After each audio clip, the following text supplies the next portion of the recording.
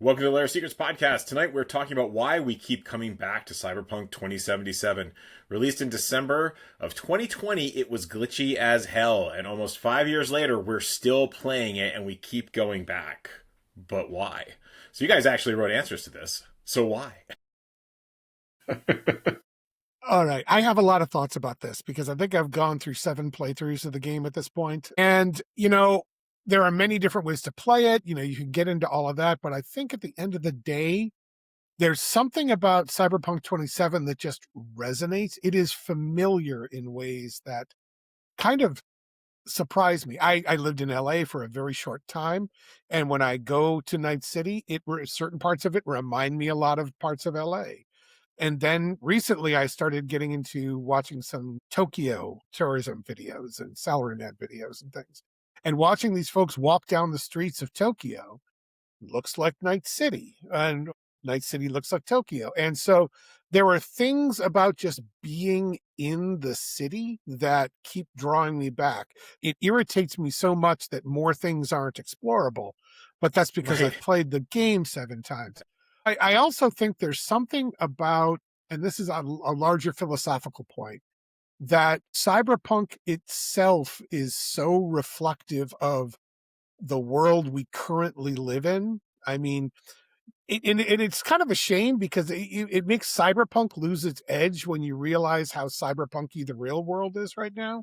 I mean, go look up some articles about how corporations surveil their employees, or how flock cameras are Jeez. everywhere and Yeah. watching everybody. I mean, it's easy to sound like I need to be weaving tinfoil into hats over here. But when you look I'd at be it with you though in that. deeply, think about the things that we as Gen Xers were raised with. It's like the the worldview of Star Wars, the worldview of Star Trek. The generation after us, the millennials, have Harry Potter, and there's cyberpunk that's in there. And which of those actually gives you a blueprint for how to live in the world today? It's not the Jedi, and it's not Star Trek, and it's not Harry Potter. Only cyberpunk has a metaphor that is suitable as a lens to view the real world. That may be a lot deeper than people want to go about a video game, but I've been thinking about this a lot. So I'll turn it over to David at this I mean, I would really love to be able to follow in the heels of Star Trek in terms of ways to live by. The post scarcity society would be awesome if it ends up in the Star Trek vein. If it ends up more like in the altered carbon vein, where the what do they call it? They're not called Methuselahs. What are they called? No, they are. Are they? Okay, yeah. Yeah. But basically, the ultra rich live effectively forever, and everyone else doesn't. And I was just seeing an article about Zuckerberg today where he's taken all the stuff that was originally going toward like helping humanity is going toward life extension now. This is what I mean. You look at Saburo Arasaka, and you look at the way that he was living to 150, and the fact that he was going to take over his son via the chip, that was the plan. And then you look at, what's his name, Brian Johnson, and using his son's blood to help extend his life and make him healthier. It's obscene. And yet this is what the rich do. They're not like us. Yep. I think people see something in both the stories and the video game that I think resonated with a lot of people. And also it gave them power to do something about it. As V, I mean, let's put it this way. If you were to run around with a number of weapons and begin to do gigs in Indianapolis, someone might say something. They A might. little bit. They might. But in Night City, in this cyberpunk world, you have some power to make change. And that's not something a lot of people have right now. Yeah. I think a lot of us, or at least the three of us here, grew up with Cyberpunk and were thinking, yeah, data jacks would be awesome. And, Cyber Eyes would be awesome because of the things that they would give us. Mm-hmm. And so there's a nostalgia there because we didn't think, what would they take away? I don't want a corporate branded set of eyes or a corporate branded data jack that, 6 months down the line, they're going to stop all the updates for in brick. Yeah. Yeah. like Google just did my Nest last 2 weeks ago. And that's the really the Philip K. Dick cyberpunk is really worn out here. Gibson reflected it an awful lot. Pondsmith picked up all those pieces and kind of created a pastiche that worked on a number of levels and is a great entree to the genre.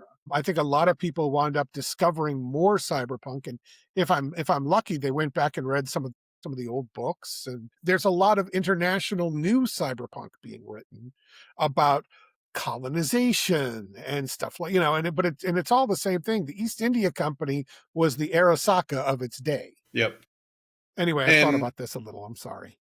yeah, although we are talking This will about be the the game as well, philosophical not episode. just No, we are talking not about just the game. Cyberpunk. I'm sorry. Yeah. The game. The reason why I keep coming back to it is not the dark side that we just talked about. Some of it is like the exploration. I have not played 7 playthroughs. I think Chris beats the three of us. Yes. But, I'm still finding sights and sounds and story that each playthrough is new to me, or I make choices that are different from the last playthrough. And that opens up a whole area of story and places where I go and people that I meet. And that is one thing that has always been of interest to me, even just in life, is, the exploration. I agree. It probably also, even for not people without ADHD, I imagine the exploration is fun. But for me, there's something new around every corner. Discovery is a huge Yeah. part of the way I like the game too. We've talked about that, and so I agree with you. And I don't have ADHD. Yeah. I think I really, and we're talking about this a little bit later on, but like the fact that you can keep coming back to it and find new and interesting things is cool. I like the way that the lore has built up since 2020 and 2045. And honestly, even us playing inside our Cyberpunk Red campaign, it's provided a lot of inspiration for what is happening back in 2045 and thinking about like, well, how do you get there? How do you get here from there? Right? The other thing that I find interesting, and I don't think they were explicitly trying to make this statement, but how much the world has stagnated despite being one of high technology. Because the world of 2020, in some ways, it's a step back because there was, a bunch of nuclear bombs exchanged, and the time of Red actually serves as a reset to regress things. But at the end of the day, it's still all of the cyberpunk neon, but it's 50 years later, right? Right. And so the culture is kind of stuck, and it's not figuring out how to reboot itself and move itself forward. But I did like the different storylines were fantastic. I feel like it's not that you're necessarily having truly meaningful impacts on the overall story, right? Because you're still following a branching storyline, but it does feel very immersive, and like you can just throw yourself into the storyline for a while and have a ton of fun. And if that gets a little boring, I'm just going to go over and do all this stuff. I think there are two other things we have to keep in mind. In that 5-year period, there were a number of updates, upgrades, expansions, story packs, changes from point level to point level that made it worthwhile to go back. This is true. Additionally, the modding community is amazing. And there are so many great mods out there. If you've not tried the Dark Future mod, it's amazing. It adds stress. It adds a cyber psycho thing that can happen to you. Dark Future is one of my favorites. It's really great. And I think one other thing, you talk about, the discovery is also good, but the strategy, like if you go in and you play, like I played a Netrunner at least 3 separate times in 3 different ways. But then I went in and said, I'm going to go in and I'm only going to use bladed weapons. Then I did the Arasaka heist that way and all that. It makes you play the game differently. And, or I'm going to be a solo. I'm not going to get a deck. I'm going to get the Sandevistan and some of the Militech augments and stuff like that. Things that, the quick hacks are great and everything, but try and play it as a solo without the net running, and it becomes a different game. Yes, the branching storyline is the same. Yes, a lot of the issues are the same, but the way you have to achieve the goals and the fact that I think they have a lot of thought into you can achieve each mission multiple different ways. You know, Yeah. there are some, maybe you can get in through the roof, but if you don't have that skill, maybe you've got to talk your way in, and maybe you've got to. So there are so many different ways to play, and I keep, just like you, David, I keep discovering new things. When I played just as a straight up solo, all of a sudden I had the body strength to do some things that the Netrunner didn't do. And I could just, so the world can adapt to the different ways of achieving the goal, which I really like.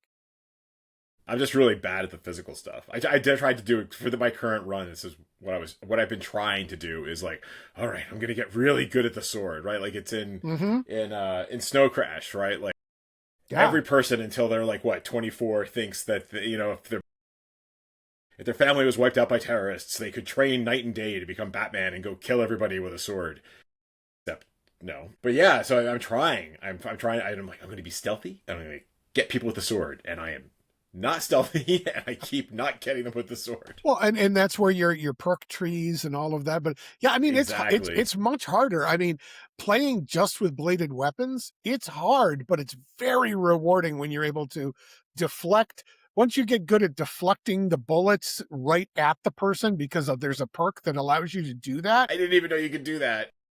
It becomes this amazing thing, Ken. And this is what I mean is they put so much thought into this. And I think because it went so poorly, they really pushed themselves hard to recover. And I think that added a lot of great stuff that if it had come out strong, we might not have gotten these things. Yeah. Yeah, this is true. And there was stuff that was highlighted early on, like the ability to. I've only done it a handful of times, but you can now just get on the train in Night City and.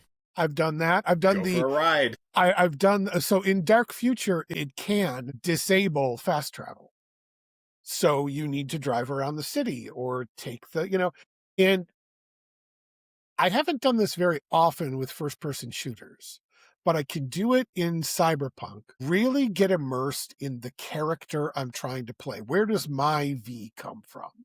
Right. How did they get that way? How would they react to this or that or the other thing? And then when you get into Phantom Liberty, it becomes a whole other ballgame because now you're in a James Bond movie, a cyberpunk James Bond movie. Right. And with two very broken spies, and so it becomes this whole other game. I don't know. It's one of the best games I've ever played. Admittedly, I didn't buy it at the very beginning. I got into it in 1.6 when a lot of things were being repaired in that particular version, and I heard good things. But the 2.0 made it a new game. Yeah. I don't remember when I bought it, but I had decided to not do a pre-order on it because I'd been burned with pre-order and early access for long enough that, I really wanted it, but I waited a couple months, I think, before I actually picked it up. Might have been as much as 6 months, but they had fixed a decent amount of the issues. I never really didn't run into any game-breaking bugs. I never really ran into a ton of things like T-posing and the cars suddenly exploding. I had a couple of those, but nowhere near as bad as the Skyrim stuff that was there. No. And still is. You mentioning the body and being as a solo, I'm starting to feel that my multiple Netrunner playthroughs have been easy mode. Yeah. Because have you upped the difficulty? I mean, like played hard mode. That's a different experience. I have not. Amazing. But I will say that I have been tempted to a couple of times because going in and there's 5 guys and then you stack up the quick hacks and they're all like dropping and they still don't know where you are because you're stealthed and all that kind of stuff. It just feels too easy sometimes. Thing that I saw recently, they just released auto drive where you can get in the car and set your destination and it will drive you there. And they fixed some bugs where it would get stuck behind traffic and things like that. Yeah. Yeah. One of the things it says is it no longer stops at stoplights. Yeah. So more like the real world every day. Yeah. I want to try that out for a couple of reasons, because the whole world is pretty beautiful. It is. Going through there. Also, I think I'd like to record an auto drive of some things and then use that for our actual play, like interstitials between scenes or something like that. Your point about the beauty of the game itself. I mean, I don't have a top of the line graphics card. I I cannot don't throw either. down that kind of money. I can't do the ray tracing. Yeah, one day I can do part of the ray tracing, but not much of it. But one of the reasons I like this game is, first of all, it's beautiful even at the level that I'm looking at it, and that's going to mature. I'm going to upgrade this card one day, and it's going to look even better in the future to me. And also I mean, there are whole video. There's a producer named Daydream Gaming on YouTube, and they have produced a number of just walking around Night City videos that are kind of fun to throw in the background, but I used to use them as background when I would DJ cyberpunk music, and it would serve as the video portion of the thing I would layer music on top of, because it was gorgeous, because it's amazing, and they did a beautiful job with it. Even the trashy parts are rendered beautifully. Yes. And so it's interesting.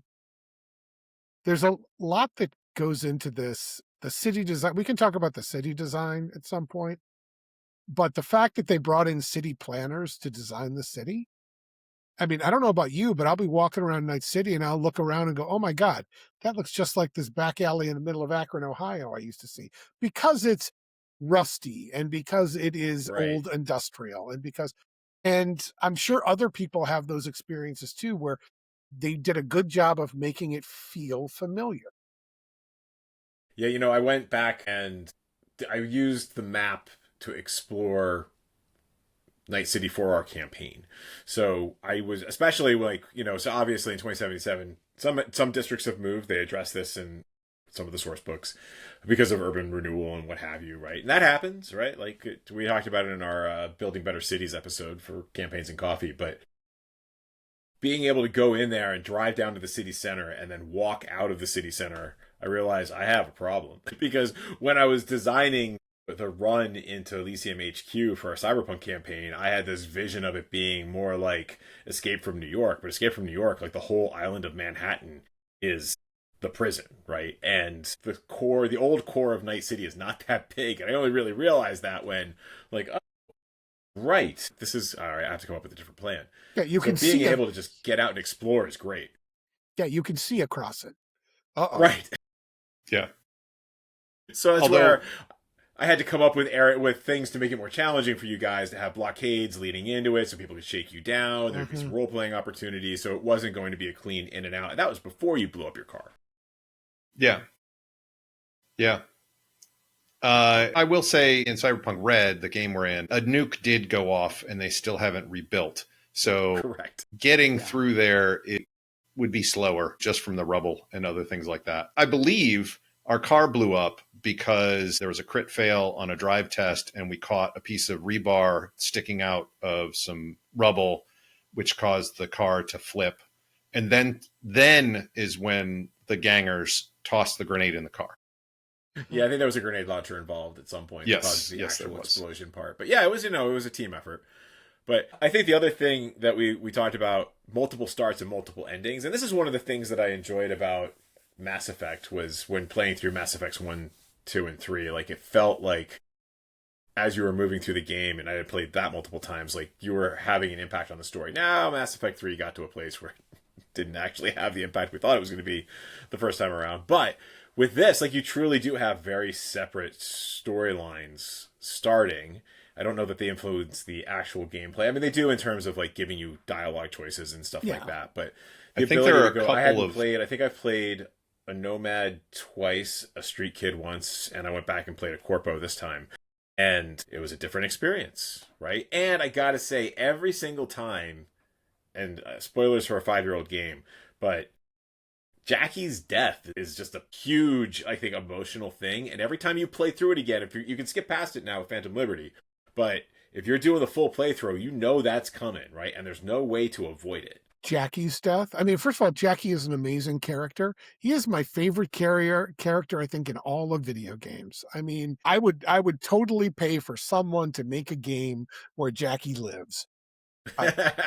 Jackie dying again. Spoiler for a 5-year-old game, but what? Oh God, Bug. what's her name? Bug. Not Bug. No. Not Bug. No. The one who kills. I don't herself. know that I know Bug. Well, I know who you're talking about the hacker. No, I'm not just saying Bug is the Netrunner. Judy's friend who hires you.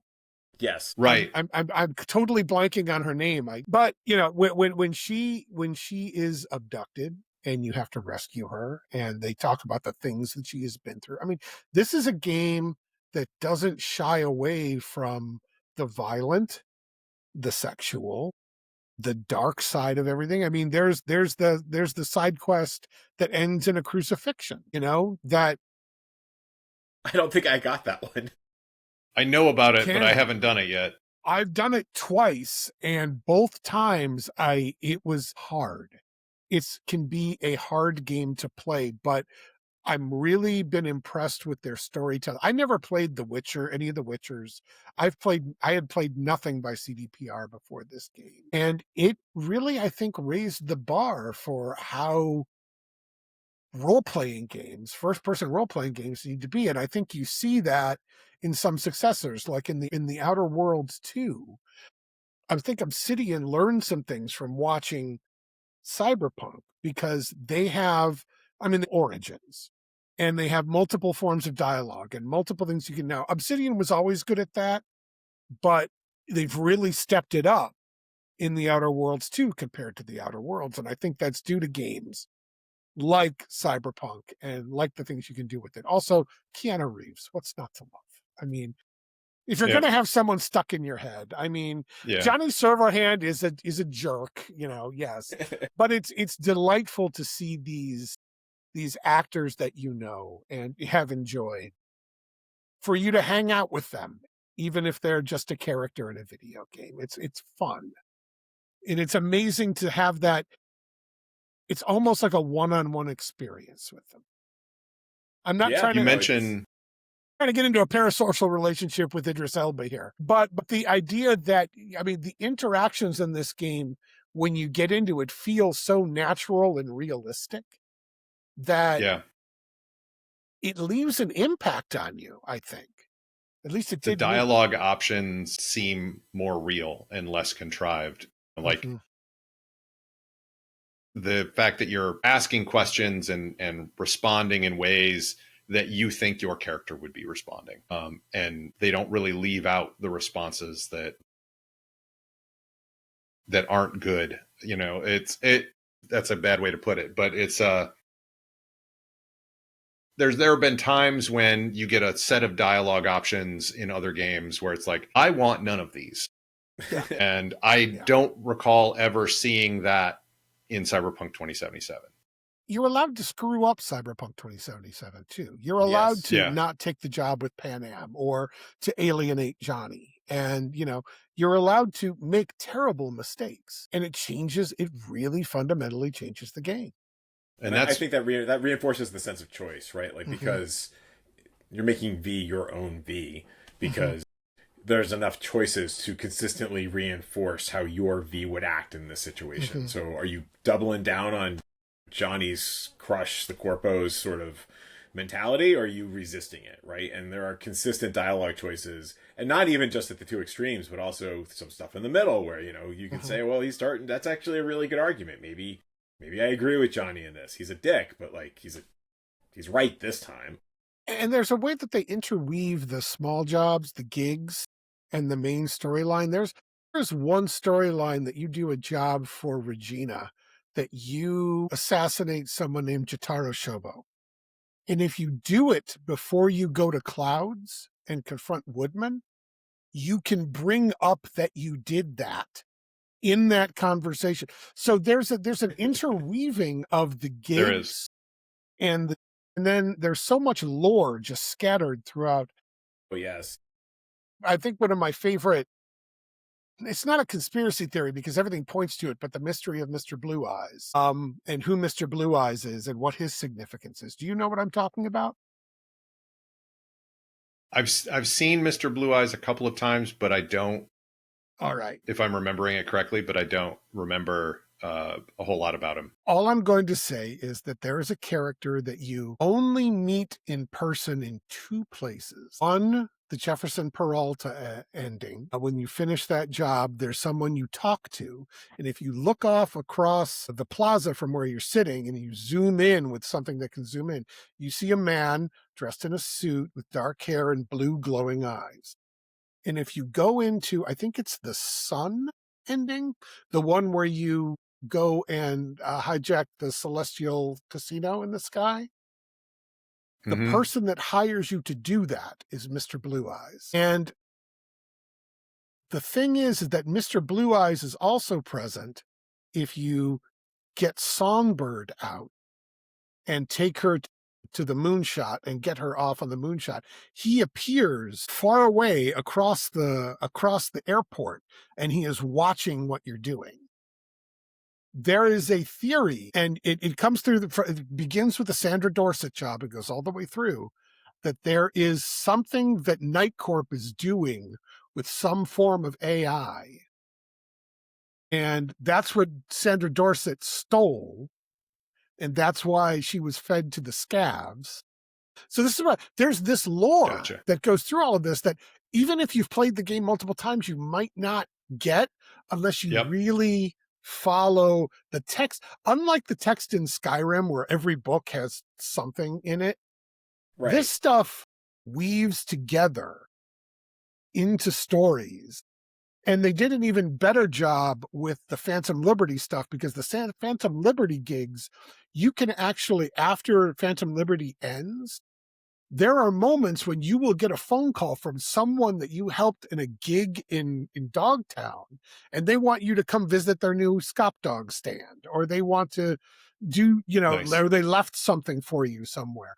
So they really ratcheted that up as part of 2.0 and Phantom Liberty. Anyway, Yeah. it's a great game. Like you say, you keep getting new things out of it. You keep discovering things, and I don't know. I'm waiting to find my next Cyberpunk 2077. I haven't found it yet. I've played a number of but I haven't found this one again. There are a couple of things. This jumps back a little bit, but the quests that you're given, there are you can't always have a happy ending, no matter how hard you try. And that is different than a lot of other games out there, where if you can choose certain things and you can get the most perfect ending. Whereas this one is a little more true to life. Other people are making decisions, not just you. And you can't always win. You can get as best as you can, but you can't always win. I think that's the noir influence coming through, the idea of that there are moral compromises. You see this in the spin-off comic books that they've put out.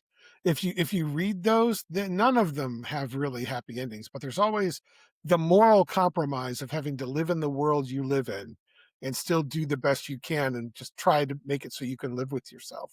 But your point is accurate. I think it's the Sun ending again, where you wake up in the mansion. If you had someone that you were dating, they break up with you right before your big job.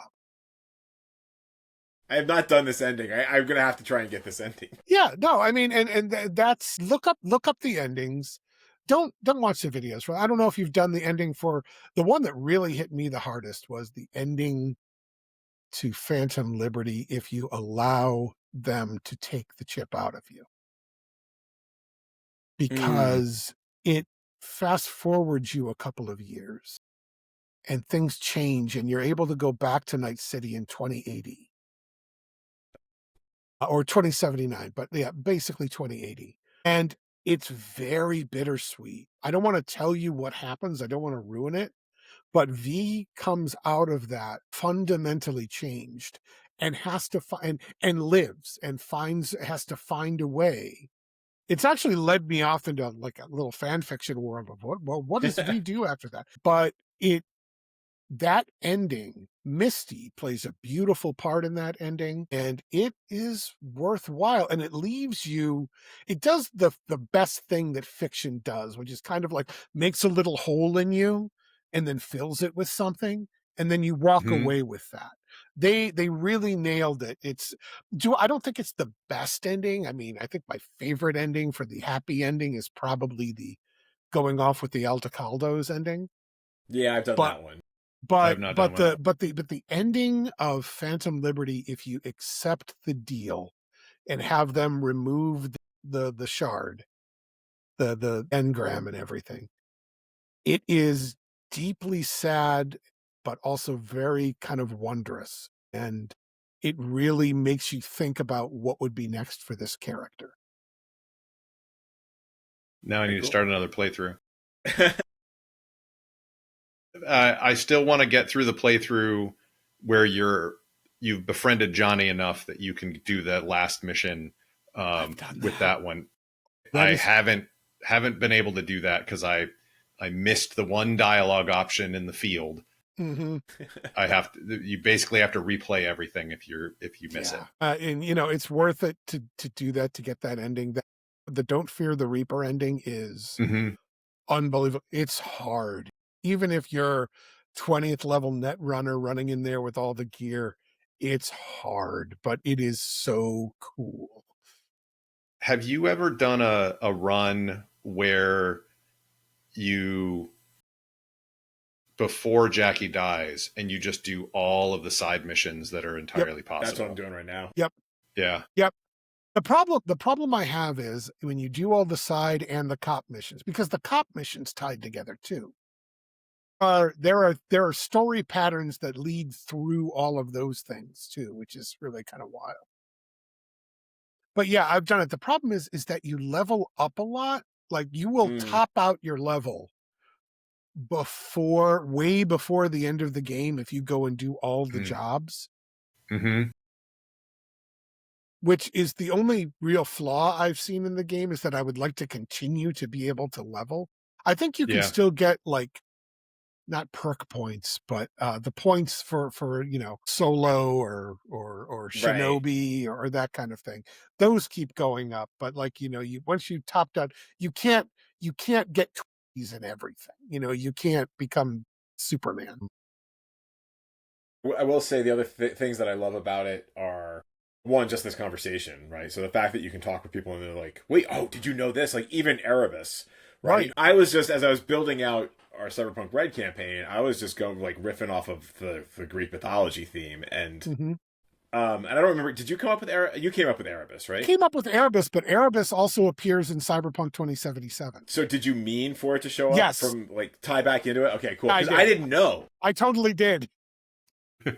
And so how I built out Erebus's person, we haven't gotten that far in the actual game, right? But like, okay, actually, unknowingly, I have established the necessary threads to get us to that point. But it's cool. I didn't know that. And they're like, oh hey, there's this thing. It's great, Lord. You're not going to enable it to do X and Y and Z. And I think my response online was basically, no, no, no, we haven't revealed those parts yet. But yeah, I mean, just there's all of these cool things that you can just keep stumbling across, and there's just such marvelous toys, right? Some of the weapons are Hmm. tremendous. Some of the combinations you can do is really cool, and so you can have those different play styles. So you can go full on fists, you can go full on steel. You can, I mean, it's kind of easy to be the sniper, but even then, right? Like tweaking your weapon to do exactly what you want it to be able to do and have your fallback style. I will say there is that challenge when you've been playing high level and then you reboot and you go to the new to a new game. That's hard. And like I had built out like all of my cyber legs. I was basically able to jump like 50 feet. I don't know how high it actually was, but there were no obstacles in Night City for my previous Right. build. Yep. And I'm like trying to do it again. It's like I think I jumped like 2 feet. What do you mean I can't get over this low wall? I'm a normal human again. Dang it. Yeah. Yeah. Yeah. And one of the other things that I like about the storytelling in it and the quest system in it is, and there's some of this in like Fallout 4, and Chris and I had started playing Fallout 76 a little bit as well, is those in-world notes and the in-world, like the cop. When you mentioned the cop missions, that's the one that really brought it up to me.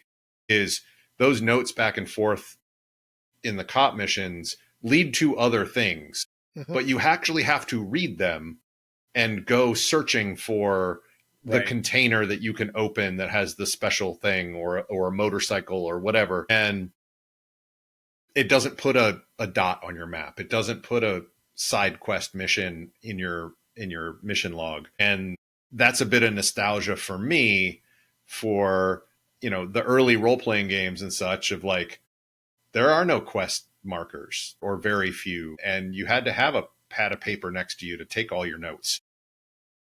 And I kind of find that a bit refreshing that if you want to ignore all that, you can ignore all that. It's not required. But if you want to get into some of the nitty gritty of the story, you better keep a notebook.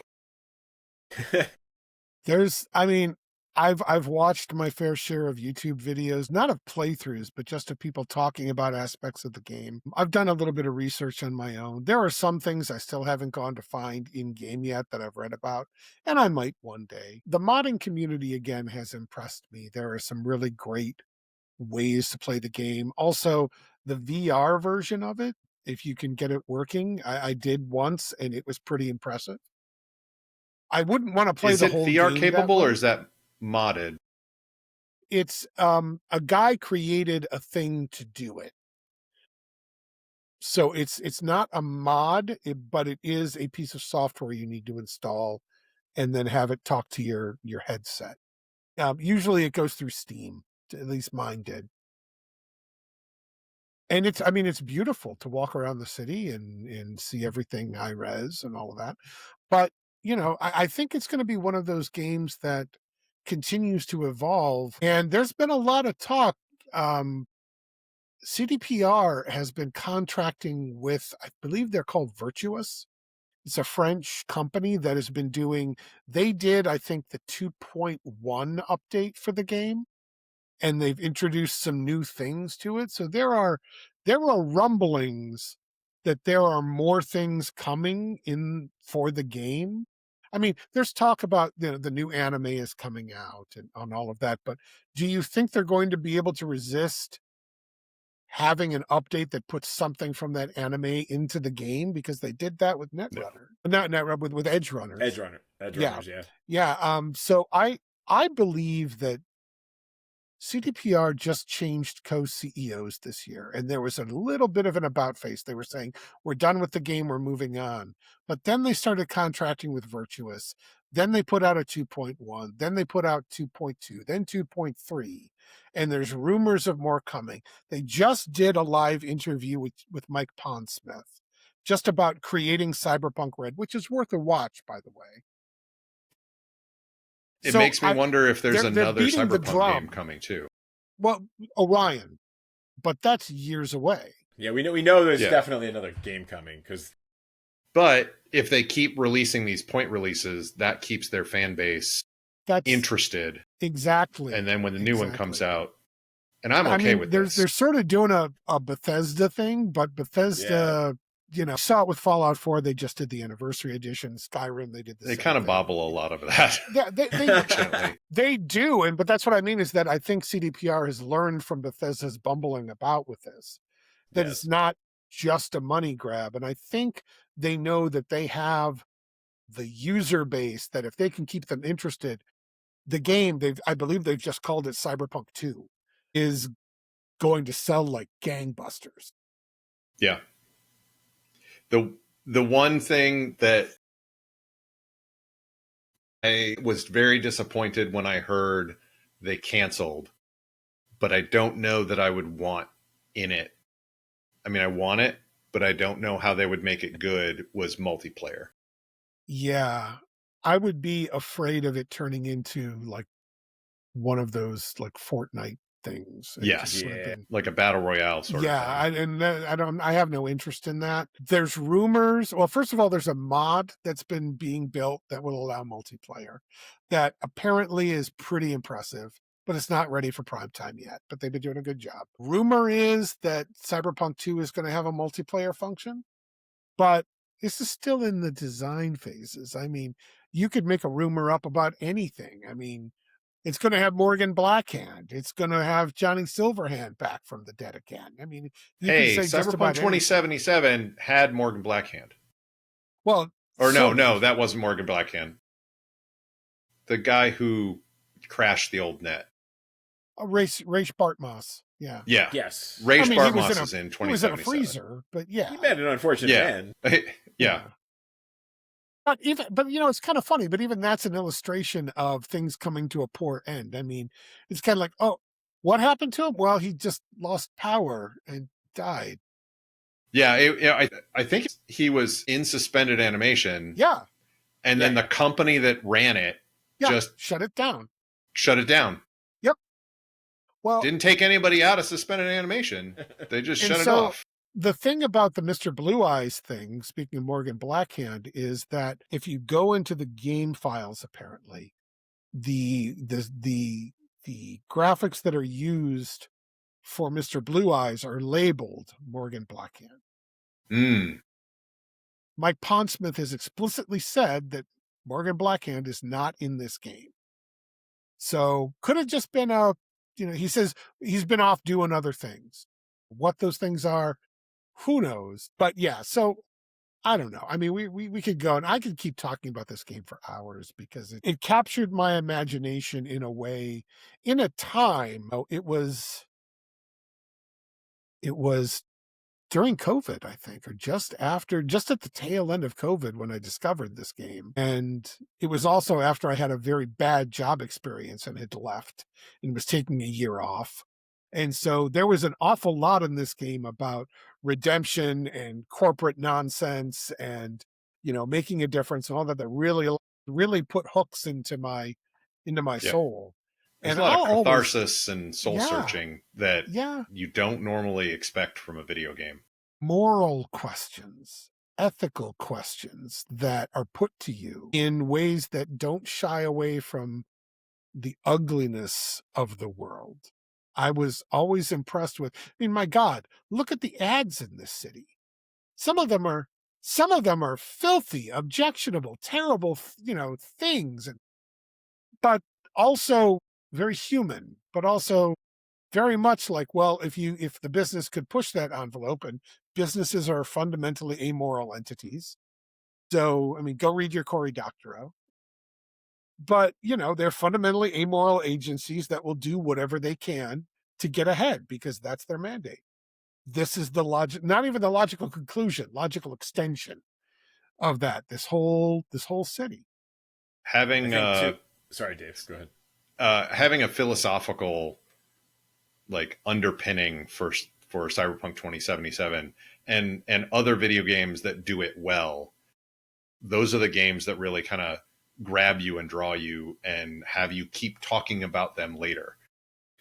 I might go back and play more Skyrim and make yet another Stealth Archer, but I'm not going to talk about the story. I'm not going to talk about the things that I did other than, hey, I made my 8,000th Stealth Archer kill. Whereas Cyberpunk 2077, we're talking about the different endings. We're talking about how all the stories weave together. And I think we should probably talk about that on a regular episode of how we can pull that into our regular tabletop games. I think that's a Yeah. Yeah, and I think I agree with you. I think the game grabs you with its point of view, and it also grabs you with you realize early on that V is not in a good place, and V may not be able to get to a good place, right? And so you're really being confronted with V's own morality and mortality just from the early go. I think Phantom Liberty ratchets that up as it's maybe giving you the option to get out, and then will you actually take it? Especially if you're playing this, if you've been playing this for a while and you're like, well, there was never an option to get out, but maybe there's an option to get out, right? And forcing those kinds of questions and those thoughts early on is, I think it's part of what makes it a compelling game, because you might spend some time trying to negotiate with death, and sometimes you might just say, well, screw it, let's go down guns blazing. Mhm. Yep. Yep. I think I would love to go back and have both of you play that Phantom Liberty and get to that ending where V can have Johnny removed. And I want to hear your thoughts about that because it hit me like a truck and I couldn't stop thinking about it for weeks. Wow. All right. Well, I guess we have our homework. Yeah. That's probably, now that homework has been assigned, that's probably a good place to wrap up the episodes. Minions, you have your homework as well. Thank you for joining us for our latest Overlord training. This is why you're here, so you can have homework. Like and subscribe to the show on YouTube, and stop by our website for links to all the social things. Our website is at lairofsecrets.com.